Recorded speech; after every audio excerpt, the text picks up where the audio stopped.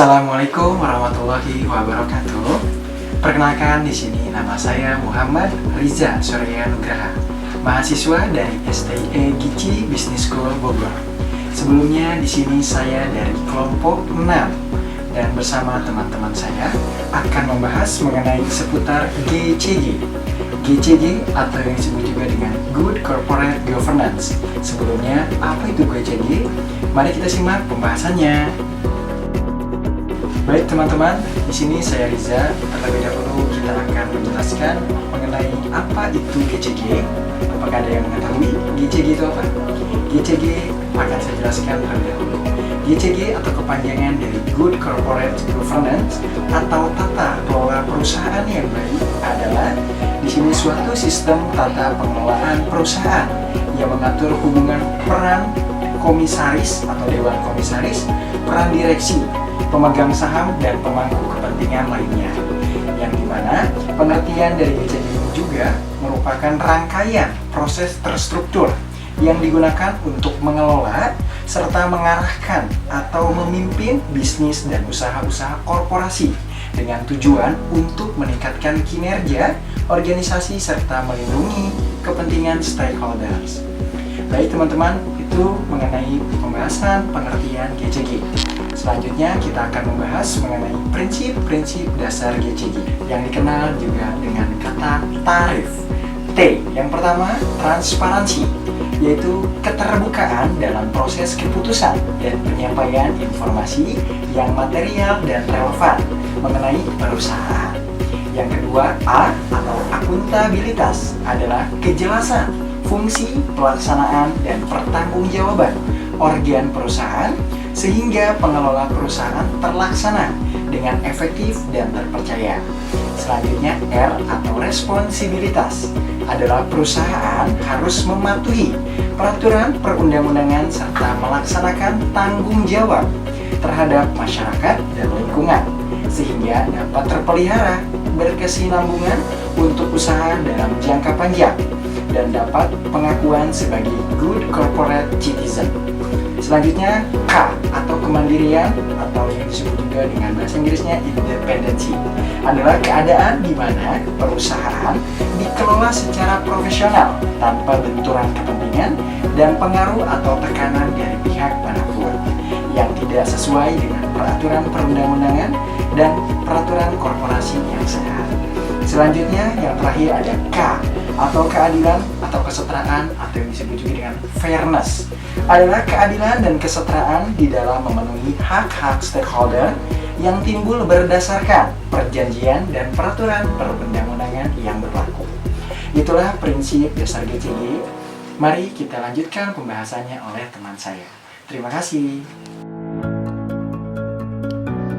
Sejarah lahirnya GCG muncul atas reaksi para pemegang saham di Amerika Serikat pada tahun 1980-an, yang lebih tepatnya pada kasus The New York Stock Exchange Crash pada tanggal 19 Oktober 1987, di mana cukup banyak perusahaan multinasional yang tercatat di Bursa Efek New York pada saat itu mengalami kerugian finansial yang cukup besar.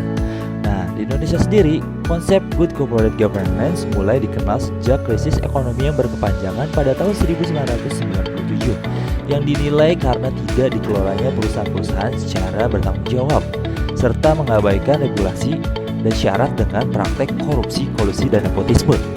Setelah itu, pemerintah Indonesia menandatangani nota kesepakatan dengan IMF yang mendorong terciptanya iklim yang lebih kondusif bagi penerapan GCG. Pemerintah Indonesia mendirikan lembaga khusus yaitu Komite Nasional Kebijakan Corporate Governance yang memiliki tugas pokok dalam merumuskan dan menyusun rekomendasi kebijakan nasional mengenai GCG, serta memprakarsai dan memantau perbaikan di bidang corporate governance di Indonesia. Oleh karena itu, dengan beberapa poin itulah GCG mulai dikenalkan pada seluruh perusahaan publik dunia maupun di Indonesia. Assalamualaikum warahmatullahi wabarakatuh. Perkenalkan, nama saya Pandaransa, saya dari kelas DM5, kelompok 6, tugas GCG. Di video ini saya akan menjelaskan materi tentang GCG, tujuan dan manfaatnya. Pertama, saya akan menjelaskan tujuan GCG. Tujuan GCG ini memiliki 3 poin. Poin yang pertama, ya menciptakan nilai tambah atau value added. bagi semua pihak yang berkepentingan atau stakeholder. Poin yang kedua ialah memastikan perusahaan-perusahaan menjalankan praktek-praktek usahanya yang lebih sehat lagi. Poin yang ketiga itu memastikan kegiatan-kegiatan yang bersifat transparan. Selanjutnya saya akan menjelaskan manfaatnya. Manfaat GCG ini memiliki 4 poin. Poin yang pertama itu meningkatkan kinerja perusahaan melalui terciptanya proses pengembalian keputusan yang lebih baik. Poin yang kedua itu mempermudah diperolehnya dana pembiayaan. Poin yang ketiga mengembalikan kepercayaan investor. Maksud dari mengembalikan kepercayaan investor ini ialah si investor memberikan dana kepada perusahaan tersebut, lalu perusahaan tersebut berkembang dan mengembalikan dana kepada si investor ini dalam jangka waktu yang mungkin tidak lama atau pendek. Maka si investor ini lebih percaya kepada perusahaan tersebut. Lalu poin yang keempat ialah pemegang saham akan merasakan puas dengan kinerja si perusahaan tersebut. Nah, poin yang nomor 4 ini sama nomor 3 ini ada kaitannya ya. Jadi si pemegang saham ini merasakan kepuasan terhadap si kinerja perusahaan ini karena lebih berkembang ya. Maka itu saja yang dapat saya sampaikan. Kurang lebihnya mohon maaf. Wassalamualaikum warahmatullahi wabarakatuh. Nah, selanjutnya kita akan membahas faktor-faktor keberhasilan penerapan Good Corporate Governance atau GCG. Nah, adapun syarat keberhasilan penerapan GCG memiliki 2 faktor yang memegang peranan sebagai berikut. Nah, 2 faktor ini adalah faktor eksternal dan faktor internal. Untuk faktor eksternal adalah 1. Terdapatnya sistem hukum yang baik. 2. Dukungan pelaksanaan GCG dari sektor publik atau lembaga pemerintahan. 3. Terdapatnya contoh pelaksanaan GCG yang tepat. 4. Terbangunnya sistem tata nilai sosial yang mendukung penerapan GCG di masyarakat. 5. Semangat anti korupsi yang berkembang di lingkungan publik di mana perusahaan beroperasi disertai perbaikan masalah kualitas pendidikan dan perluasan peluang kerja. Nah, itu untuk faktor eksternal. Nah, sedangkan untuk faktor internal adalah 1. Terdapatnya budaya perusahaan atau corporate culture yang mendukung penerapan GCG. 2. Berbagai peraturan dan kebijakan yang dikeluarkan perusahaan mengacu pada penerapan nilai-nilai GCG. 3. Manajemen pengendalian risiko perusahaan juga didasarkan pada kaidah-kaidah standar GCG. 4. Terdapatnya sistem audit pemeriksaan yang efektif dalam perusahaan. 5. Atau yang terakhir untuk faktor internal, yaitu adalah adanya keterbukaan informasi bagi publik. Nah, di luar 2 faktor di atas, aspek lain yang paling strategis dalam mendukung penerapan GCG secara efektif sangat tergantung pada kualitas, skill, kredibilitas, dan integritas berbagai pihak yang menggerakkan organ perusahaan. Nah, jika berbagai prinsip dan aspek penting GCG dilanggar oleh suatu perusahaan, maka sudah dapat dipastikan perusahaan tersebut tidak akan mampu bertahan lama dalam persaingan bisnis global dewasa ini. Nah, perusahaan ini memiliki lingkungan kondusif bagi pertumbuhan bisnisnya. Nah, itu aja untuk pembahasan tentang faktor-faktor keberhasilan penerapan Good Corporate Governance atau GCG. Berikut ini merupakan organ-organ perusahaan Good Corporate Governance. 1. Pemegang saham. Pemegang saham adalah seorang atau badan hukum yang secara sah memiliki satu atau lebih saham pada perusahaan dan para pemegang saham tersebut merupakan pemilik dari perusahaan. 2. Komisaris. Komisaris adalah sekelompok orang yang dipilih atau ditunjuk untuk mengawasi kegiatan suatu perusahaan atau suatu organisasi. Kemudian ada Dewan Direksi. Dewan Direksi merupakan sekelompok individu yang dipilih oleh pemegang saham perusahaan untuk mewakili perusahaan dan memastikan bahwa manajemen perusahaan bertindak atas nama mereka. Untuk itu diperlukan tahapan sebagai berikut.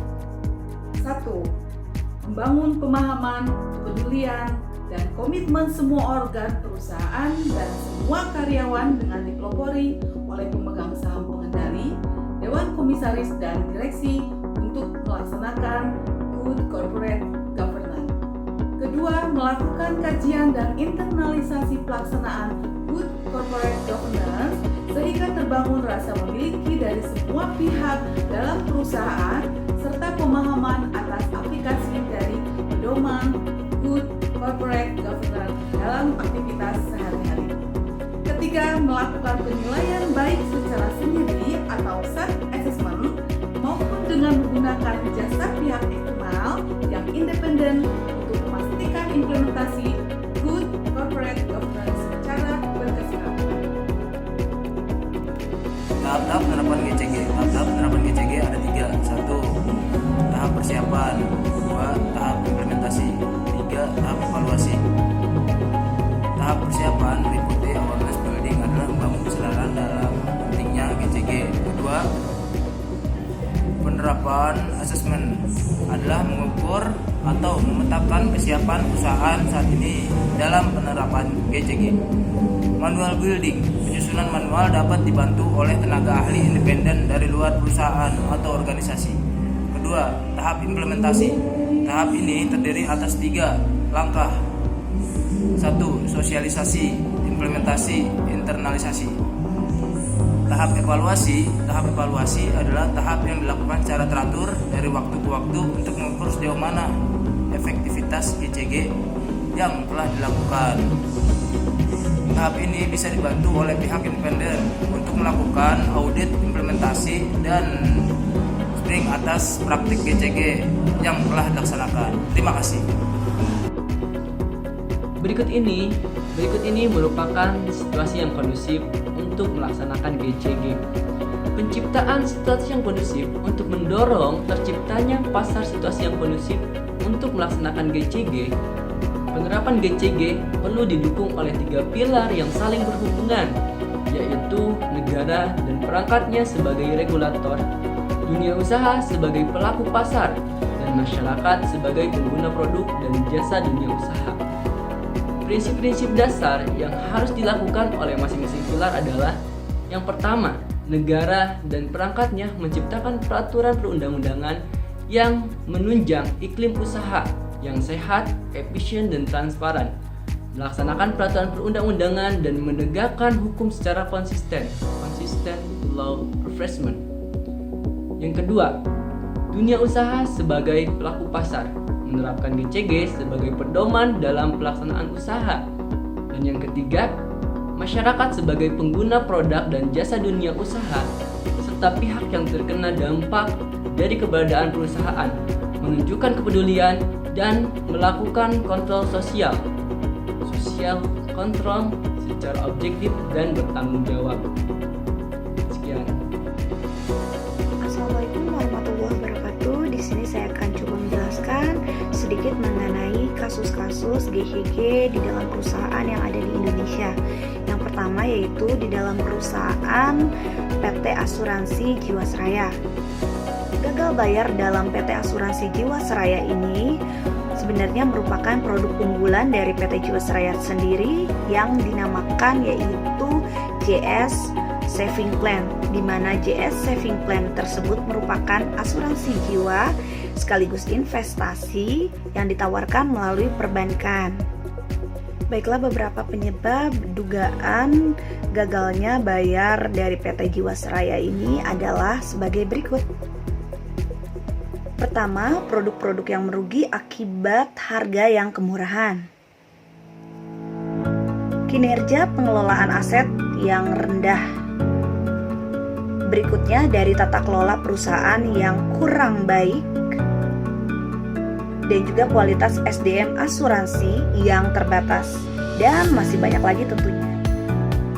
Secara fundamental, dalam kasus gagal bayarnya PT Asuransi Jiwasraya ini dikarenakan karena tidak menerapkan dengan baik dan juga benar prinsip GCG atau Good Corporate Governance oleh pimpinan perusahaannya, sehingga tidak sesuai dengan aturan yang sudah ditetapkan, yaitu PJOK nomor 73/05 tahun 2016 tentang tata kelola perusahaan yang baik dan benar dalam perasuransian. Kesimpulannya adalah semua perusahaan harus menerapkan GCG corporate yang bersih dan juga sesuai dengan aturan yang berlaku, sehingga dalam pelaksanaan program-programnya bisa secara transparan sesuai dengan ketentuan yang berlaku. Terima kasih dari saya. Wassalamualaikum warahmatullahi wabarakatuh.